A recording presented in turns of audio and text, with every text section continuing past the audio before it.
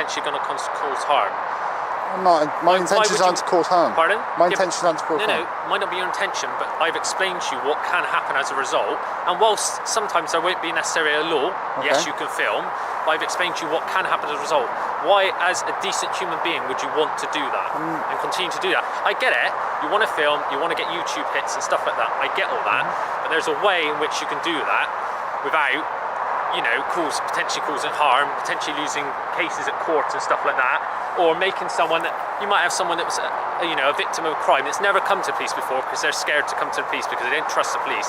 Then that one time they come in and they walk out, they're then filmed and put on YouTube.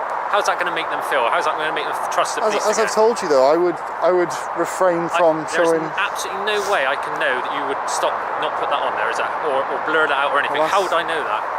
That's my word. I'm giving my words, really. How are they going to know? The damage is already done by that point, isn't it? The damage is already done by that point. So police officers who have families and stuff like that, there's some really horrible people out in this world, as you probably appreciate. They would love to know where police officers live, what cars they are driving.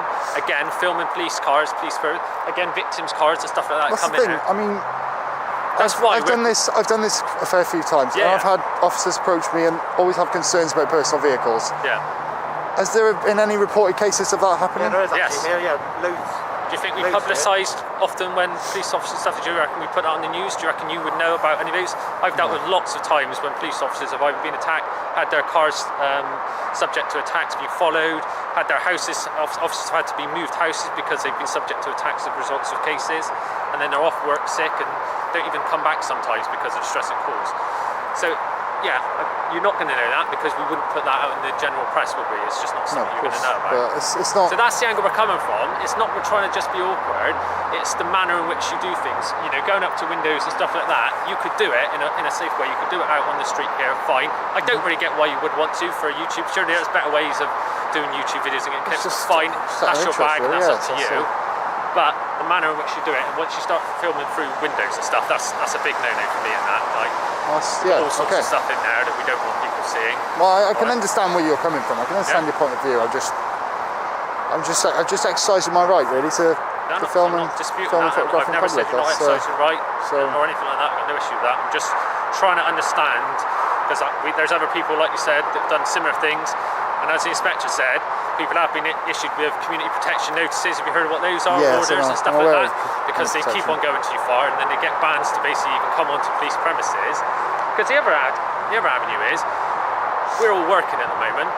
We're all very busy, but we are subject to then deal with you for this period of time. There's no other officers looking into stuff in there. You are taken away from the public.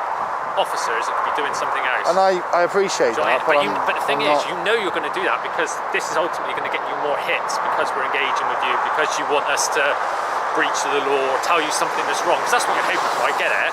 But how is that good for anyone? I mean, overall, I do also like to show a positive response. When the public engage with the police, I like to show, which I've had from Avon on Somerset Police before. I've had a positive response. I've had officers approach me. I had 2 constables up at Clifton, and I had a really good interaction with them. So and that's what I go for. That happens a lot, and there's good police officers, there's bad police officers. Like in any job, in any role, anywhere in the world, there's nothing's perfect. Yeah, of course. But that can be achieved not by coming to the police station and drawing us out. If police officers do a good job because you meet them out in the street or they just see them do a good job, then that's fine. That seems appropriate. But forcing the issue, pulling us away from other work, that seems wrong to me. I don't see why you would want to do it, because you know that's your intention. You want us to come out. You're not going to get